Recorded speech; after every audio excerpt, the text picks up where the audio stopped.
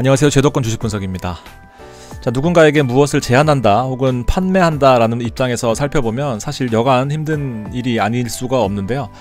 여기에 황금 돌멩이가 있습니다. 앞으로 황금이 될 돌멩이인데 지금 현재 모습은 이렇습니다. 이것을 팔아야 된다라고 가정했을 때 여간 힘든 것이 아닙니다.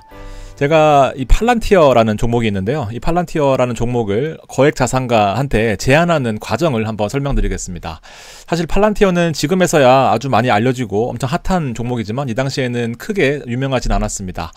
팔란티어에 대해서 어떤 회사인지를 설명했었고요. AI 분석 소프트웨어를 제공하는 회사였고, 팔란티어가 탄생한 배경에 있어서는 CIA가 있었습니다. 실제로 오바마 대통령이 오사마 빈 라덴을 잡을 때 이 빅데이터를 활용해서 오사마 빈 라덴의 데이터 그리고 어디에 숨어 있는지 어떻게 움직일 것인지를 분석하는 그 소프트웨어를 제공하던 회사가 바로 팔란티어였습니다.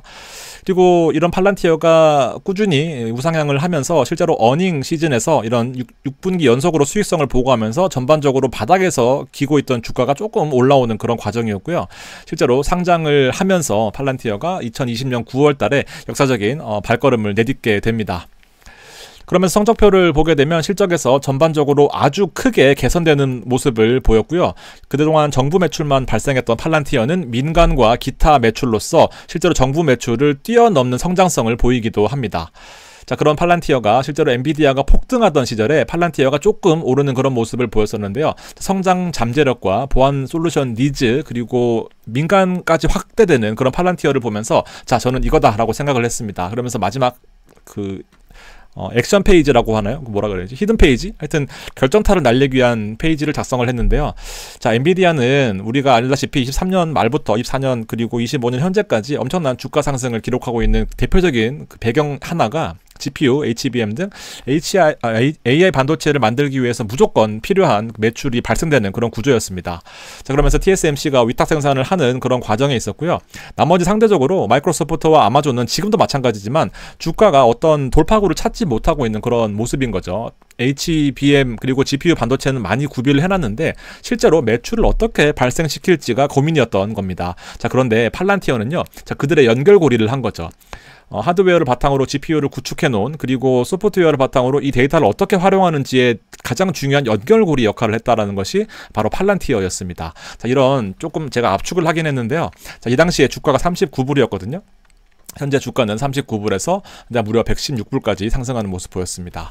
자, 여러분들, 제가 어떤 상품을 제안하기 위해 스토리를 되게 중요하게 생각하는데요. 자, 여러분들이 왜 이 상품을 해야 되고 왜 이 ETF를 해야 되는지에 대해서 자, 이 시나리오를 쭉 듣고 내가 정말 좋다라고 느끼는 그 상품에 들어가게 되면 자, 불필요한 고민을 줄이게 됩니다.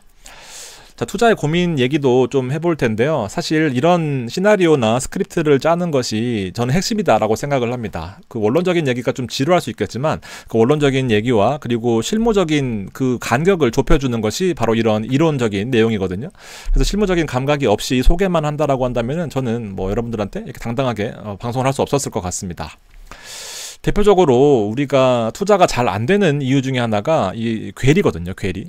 실제로 실무는 생존이잖아요. 우리가 1억을 투자했을 때 10%만 손실을 보더라도 1000만 원 마이너스입니다. 그래서 ETF를 추천하는 데 있어서 가장 중요한 것이 결국 분산 투자거든요. 그리고 투자가 잘 안 되는 이유는 자, 그동안 내가 알던 그런 상품들은 이렇게 좋은 모습을 나타내고 있는데 내가 들어가는 시점이 여기가 아니다라는 거죠. 그래서 1년을 목표로 하고 있느냐 아니면은 한 10년을 목표로 하고 있느냐가 가장 중요하게 달라져야 될 포인트인 것 같습니다. 그래서 지금 잘 살기보다는 미래를 잘 살기 위한 전략이기 때문에 너무 공격적인 투자 말고 안전하게 꾸준하게 내가 모아갈 수 있는 그런 자산을 선택해야 되는 것이 우리의 투자 목표가 되어야 된다라고 생각을 합니다.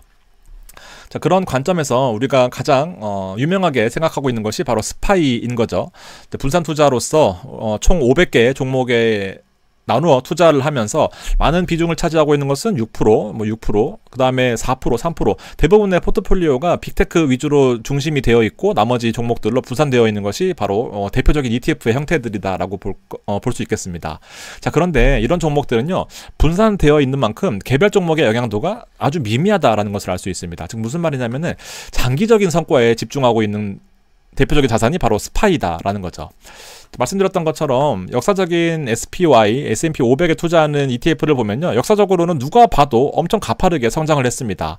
자, 그런데 실제로 내가 들어가는 시점이 여기다 혹은 여기다 라는 보장이 없는 거죠. 지금 들어가시는 분들은 대부분 뭐 이 언저리에서 들어가시게 되는 거죠. 자, 그럼에도 불구하고 내 목표는 10년이 아니라 1년이다 라는 거죠. 그래서 이 항상 늘 이론과 내가 투자하는 실무에 괴리가 있는 거죠. 자, S&P 500에 투자하는 스파이의 이 월별로 그 얼마나 변동을 하는지 데이터를 살펴보면 15년부터 25년까지입니다. 자, 제가 줄 쳐놓은 것이 지뢰밭입니다. 지뢰밭. 그러니까 내가 24년과 23년은 좀 제외를 하겠습니다. 왜냐하면 거의 뭐 상승 지속된 그런 아주 좋은 시장이었고요. 자, 대부분의 시장에서는 2015년부터 시작하면은 내가 들어가는 시점이요. 자, 언제 들어가더라도 일단 지뢰를 밟게 됩니다. 여기 들어가도 지뢰를 6% 밟게 되고요. 여기 들어가더라도 싸다고 들어가는데 또 지뢰를 한 번 더 밟게 됩니다. 여기 16년이면 여기 지뢰를 밟게 되겠네요.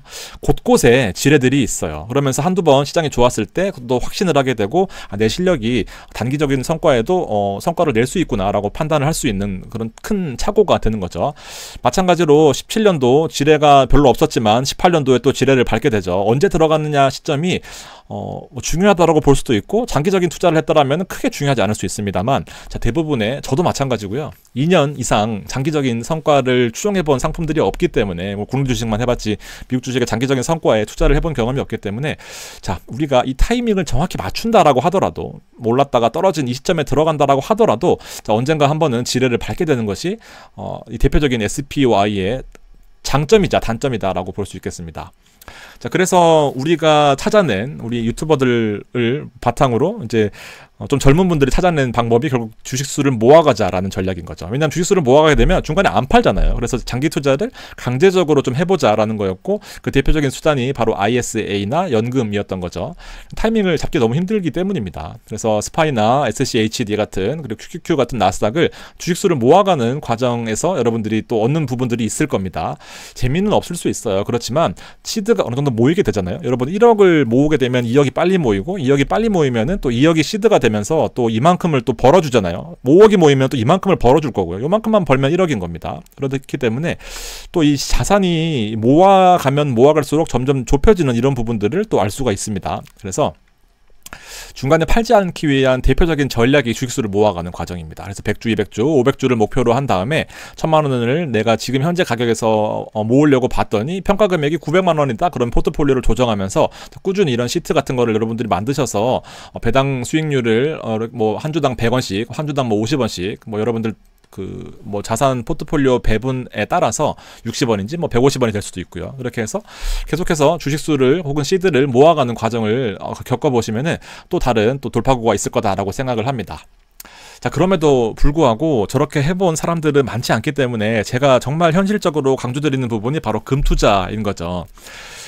ETF 투자의 본질은요, 그냥 누가 뭐라고 해도 결국 안전입니다. 안전. 그리고 분산 투자인 거고요. ETF 종목은 개별 종목의 동일 항목의 30% 이상 담을 수가 없어요. 그러니까 무조건 30% 하더라도 10%니까 네 종목은 분산을 해야 되는 겁니다. 장점이 있는 거죠.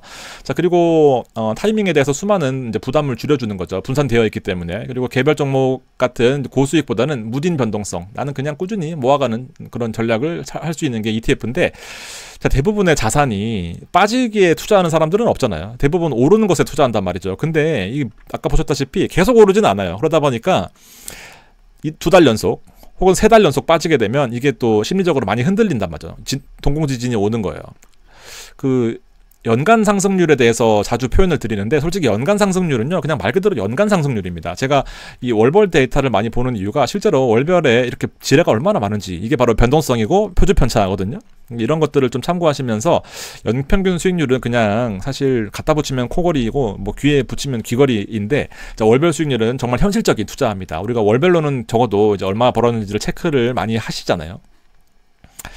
자, 그렇기 때문에 이제 이 금은 언제 들어가도 보세요. 여러분 빠진 거 있나요? 여기 좀 빠졌었네요. 빠진 거 있나요? 그래서 지금 보시면 나스닥과 보통 우리가 나스닥을 투자할 때 빠질 나스닥을 투자하지는 않잖아요. 그러니까 나스닥이 계속 오를 때는 좋습니다. 근데 지금 안 좋은 신호를 보였단 말이죠. 그러면서 점차적으로 고점이 낮아지면서 물론 줄을 뭐 이렇게 그으면 이렇게 될 수는 있겠죠. 점차적으로 고점이 낮아질 때 제가 15,000원에서 한번 얘기를 했었고요. 그 다음에 18,000원에서 한번 얘기를 18,000원에서 한번 얘기를 했었습니다. 왜냐하면 이때 이 완전히 크로스되는 이 모습을 보였거든요. 그래서 지금 보시면은 금값은 급등했고요. 나스닥은 지금 하락을 원치 못하고 있는, 하락에서 지지받고 있는 혹은 저항받고 있는 그런 모습을 보여주고 있는 겁니다. 그래서 18,500원 정도에서 금이 많이 오르고 있는데 또 잘 파셨다라고 하시는 분들이 있는데 저는 팔지 않고 그냥 꾸준히 모아가시면 됩니다. 왜냐하면 여러분들의 포트는 금 100%가 아니라 기본적으로 상향하고 있는 자산이 대부분일 거고 10% 정도만 포트에 보유하더라도 지금 단기간으로 20% 넘게 올랐거든요. 이제 그렇게 금은 팔지 않고 투자하는 대표적인 자산이다라는 겁니다. 자, 왜 이런 말씀을 드리냐면 결론은요, 타이밍을 잡을 수가 없기 때문이에요.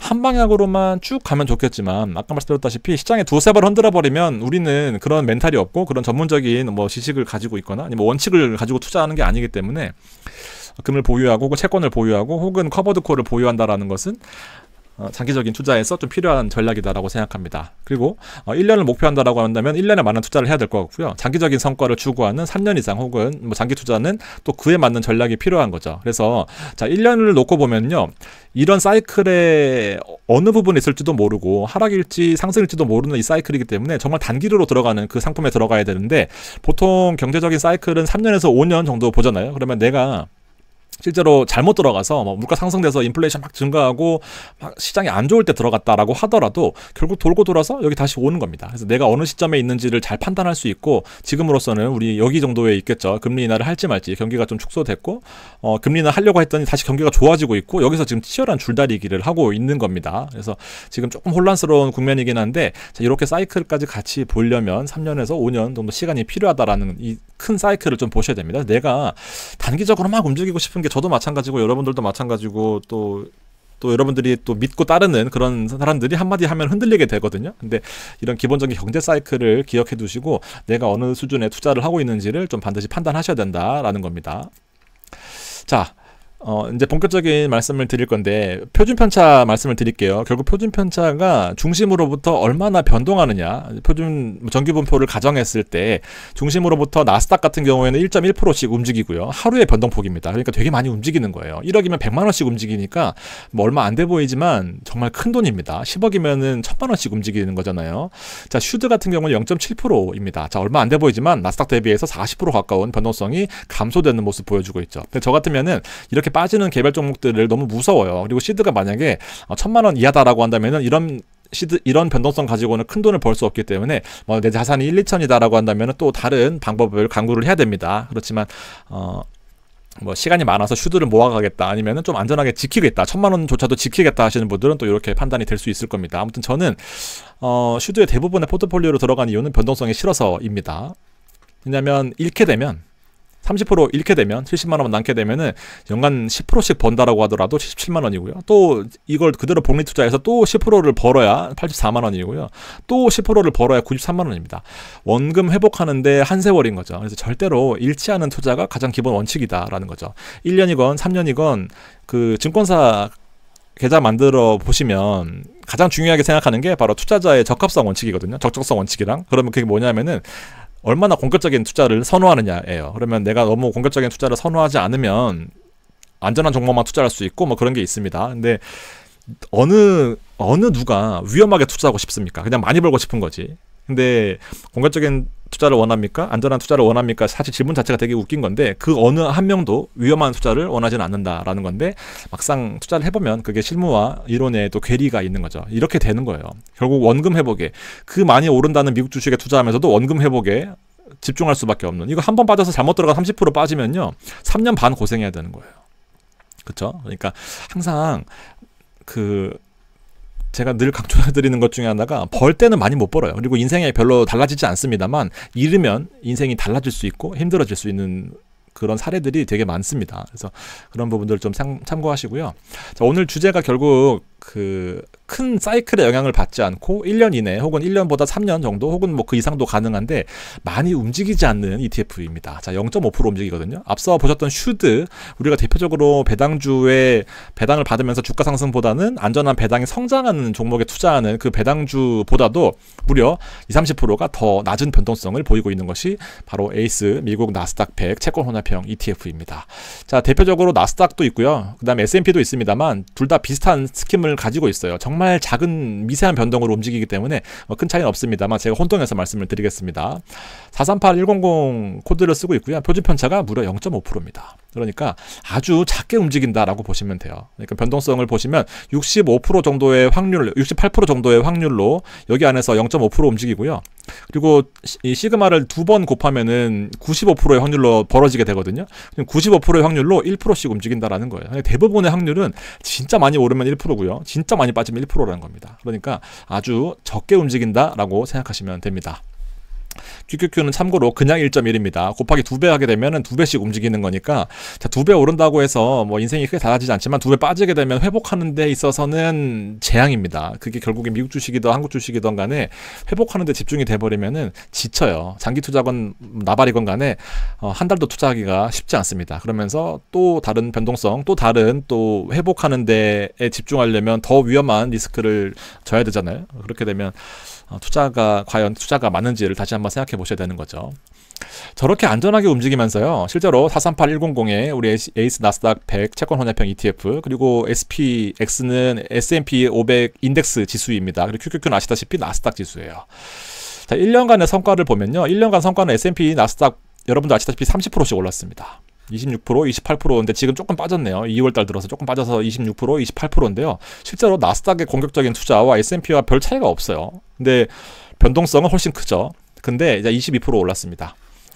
나스닥 대비해서 아니면 S&P 대비해서 볼까요? 4% 정도 빠졌고 6% 정도 빠졌습니다만 변동성 같은 거 앞서 보셨지만 50% 이상 감소되는 모습입니다. 내가 어떤 선택을 하든지 간에 여러분들은 공격적으로 투자를 하시고 싶으신 성향이 있겠지만 안전한 게 우선이다라고 한다면은 여러분들이 판단을 어떻게 하셔야 되는지를 생각을 한번 해볼 수 있는 그런 대표적인 과정인 거죠. 안에 들어가 있는 종목을 보면 일단 채권이 들어가 있습니다. 채권이 들어가 있다라고 하는 것은 대표적으로 지수와 채권이 반대로 움직인다라는 거죠. 실제로 채권 가격은 이렇게 빠지는 국면이 있었고요. 지금 반등하는 국면에 있죠. 그러면서 나스닥 지수는 지금 고점에서 저항받고 있는 모습입니다. 그리고 대표적인 특성 하나가 반대로 간다라는 거죠. 상관관계가 거의 뭐 마이너스 1은 아니지만 마이너스 0.7, 뭐 0.8, 0.6 이 정도는 되기 때문에 대부분의 상황에서 반대로 가는 거죠. 그래서 지수가 오를 때는 채권의 가격이 좀 빠질 수 있지만 이자로서 하방을 방어하고요. 그리고 나스닥 지수가 뭐 오를 때는 채권의 금리 배당 있잖아요. 좀 올라가는 그런 국면이 있습니다. 그래서 채권의 비중이 70%고요. 나스닥이나 S&P 지수가 30% 비중을 차지하고 있거든요. 그래서 70%에 대한 하방을 바닥에서 깔고 갑니다. 대략적으로 금리는 4에서 5% 정도를 깔고 가요. 그러면서 기본적으로 우리가 막 이렇게 지수가 오를 때 못 오르는 상품들에 대해서 또 약간 상대적인 박탈감을 느낄 수 있기 때문에 기본적으로 지수가 상승할 때는 지수도 일부 추종을 한다라는 부분에 대해서 여러분들 공감하셨으면 좋겠고, 그 수익률 자체가 결코 나쁘지 않습니다. 꾸준히 우상향하는 형태를 보이고 있고요. 중요한 포인트 중에 하나가 급락하는 경우들이 잘 없어요. 대세적으로 하락하는 경우 한 뭐 열흘 하락했네요. 이런 경우들은 있긴 하지만요. 뭐 3일, 여기 뭐 한 4일, 여기 뭐 하락이라고 보긴 좀 그런데 뭐 한 대략 지지부진했던 것이 한 열흘, 한 달이네요. 한 달. 네. 대부분의 환경에서 안전하게 이렇게 움직인다라고 보시면 되는 거죠. 그래서 1년 놓고 봤을 때는 지금 2024년 4월부터 2025년 한 3월 여기까지 놓고 보면은 11,500원 주가가 13,720원이거든요. 대략 그 정도 올랐는데, 보시면 정리를 해보겠습니다. 타이밍을 맞추기가 어려워요. 아까 보셨던 지뢰밭, 내가 그 지뢰를 한두 번 피하더라도 결국 밟게 되고 두세 번 연속으로 밟으면 결국 무너지는 것이 단기적인 지수 투자였다는 거고요. 그래서 슈든을 포함하거나 아니면은 또 지수를 모아갖고 그 시장의 변동성에 최대한 무관해지는 여러 가지 전략들이 있었고요. 그리고 채권에 편입된 자산을 누리게 되면은, 투자를 하게 되면은 타이밍에 대한 고민을 많이 줄여져요. 어느 곳에 들어가더라도 사실 뭐 크게 손해보는 그런 투자는 아닙니다. 그쵸? 지금 추이를 봤을 때. 여기 막 움직여 보여도 12,000원과 12,500원이거든요. 여기 지금 많이 빠져 보이죠? 한 2% 빠진 거예요.